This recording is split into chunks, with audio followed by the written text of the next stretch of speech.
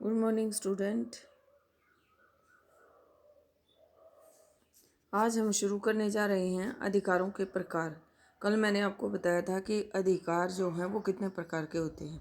अधिकारों को हम 3 भागों में बांट सकते हैं। ये 3 प्रकार के होते हैं: प्राकृतिक अधिकार, नैतिक अधिकार और कानूनी अधिकार। प्राकृतिक अधिकार वो अधिकार होते हैं जिन अधिकारों को व्यक्ति प्रकृति के द्वारा प्राप्त करता है। नैतिक अधिकार व्यक्ति की नैतिक भावनाओं पर आधारित होते हैं। इन अधिकारों को कानूनी मान्यता प्राप्त नहीं होती है। कानूनी अधिकारों को राज्य से मान्यता प्राप्त होती है। जैसे आपको 6 मौलिक अधिकार दिए गए हैं, राज्य के कानून इन्हें लागू करते हैं। कानूनी अधिकार 4 प्रकार के होते हैं।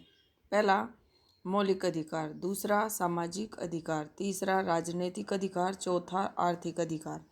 मौलिक अधिकार वो अधिकार होता है जिसके अंतर्गत जो आपको प्रकृति के द्वारा स्वयं प्रदान किए जाते हैं। ठीक है, इसे मौलिक अधिकार कहते हैं।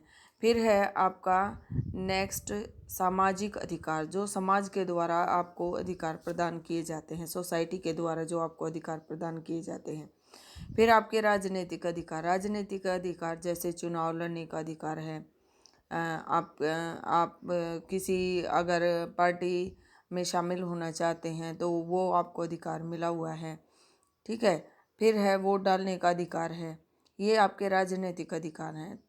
फिर है आपका आर्थिक अधिकार, आप कोई भी व्यापार कर सकते हैं, किसी भी कंपनी में जॉब कर सकते हैं जहां आपको अच्छी सैलरी मिलती है, जहां आपकी इनकम अच्छी होती है, वहां पर आप जो हैं उस प्रकार के कार्य करने के लिए स्वतंत्र होते हैं। ये अधिकार आपको प्राप्त होते हैं। ठीक है, फिर है आपका, जैसे कि मैंने आपको बताया, कानूनी अधिकार एवं राज्य। कानूनी अधिकार एवं राज्य का परस्पर गहरा संबंध होता है। दोनों एक दूसरे के अस्तित्व के लिए अनिवार्य हैं। कानूनी अधिकार केवल राज्य में ही संभवतः राज्य में रहकर ही उनका उपयोग किया जा सकता है। राज्य व्यक्ति के कानूनी अधिकार की रक्षा करता है। यदि कोई व्यक्ति किसी कानून की अवहेलना करता है तो उसे राज्य द्वारा उसे दंड दे दिया जा सकता है। कानूनी अधिकारों में मौलिक अधिकार, सामाजिक अधिकार, राजनीतिक अधिकार, आर्थिक अधिकार, धार्मिक अधिकार, व्यक्तिगत अधिकार शामिल होते हैं। ठीक है, जो कि राज्य में ही रहकर प्राप्त किए जा सकते हैं। इसके बाद मैं आपको बताऊंगी कि कर्तव्य क्या होते हैं। कर्तव्य अंग्रेजी भाषा के शब्द ड्यूटी से बना है या डेब्ट से बना है, DBT, डेब्ट से बना है, जिसका अर्थ है ऋण या कर्ज। शाब्दिक दृष्टि से कर्तव्य हमारा समाज के प्रति ऋण है जो हमें अधिकारों के बदले चुकाना पड़ता है। ठीक है, तो कुछ अधिकारों के साथ साथ आपको राज्य के द्वारा आपके कुछ कर्तव्य भी निश्चित किए गए हैं। जैसे सेवा करने का, अगर कोई प्राकृतिक आपदा आ जाती है तो उसमें आप जो सेवा प्रदान करते हैं। दया भाव, कोई निर्धन व्यक्ति होता है या किसी व्यक्ति को आपकी सहायता की आवश्यकता होती है, ऐसा व्यक्ति। अहिंसा, किसी के साथ भी बुरा व्यवहार न करना, किसी के साथ हिंसा न करना, मारपीट न करना।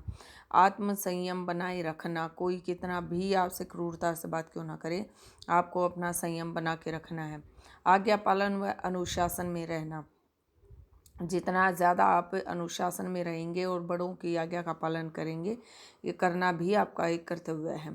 ठीक है, इस प्रकार परिवार के प्रति कर्तव्य, अगर आपका परिवार है, माता पिता हैं, उसमें फैमिली है, आपकी पत्नी है, बच्चे हैं, तो उसके प्रति भी आपका कर्तव्य होता है उनका पालन पोषण करने का। पड़ोसियों के प्रति कर्तव्य है। कहा जाता है कि जो अपने पड़ोसियों के साथ अच्छा व्यवहार करता है वो एक परिवार की तरह हो जाते हैं। गांव, नगर एवं प्रांत के प्रति कर्तव्य है। अगर कोई आपके गांव पे, प्रांत में समस्या उत्पन्न होती है तो मिलजुल कर उसका सलूशन निकालने के प्रति आपका कर्तव्य है। इसी प्रकार राज्य के प्रति कर्तव्य, कोई आपदा आ जाती है आपके प्रदेश के ऊपर, आपके देश के ऊपर, तो आप सभी मिलजुल कर उसकी रक्षा करने का जो है आपका कर्तव्य है।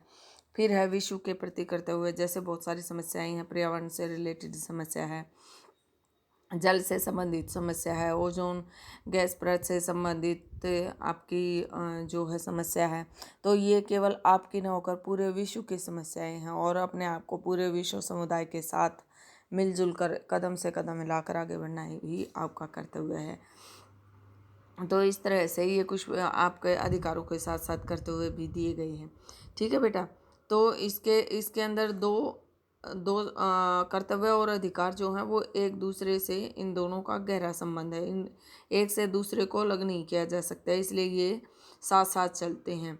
एक व्यक्ति का अधिकार दूसरे व्यक्ति का उत्तरदायित्व होता है, क्योंकि एक व्यक्ति अपने अधिकारों का तभी प्रयोग कर सकता है जब दूसरा व्यक्ति अपने उत्तरदायित्वों का ठीक ढंग से निर्वहन करे। यदि कोई व्यक्ति आवश्यक रूप से किसी दूसरे के अधिकारों में हस्तक्षेप करेगा तो वह व्यक्ति अपने अधिकारों का प्रयोग स्वतंत्रतापूर्वक नहीं कर पाएगा।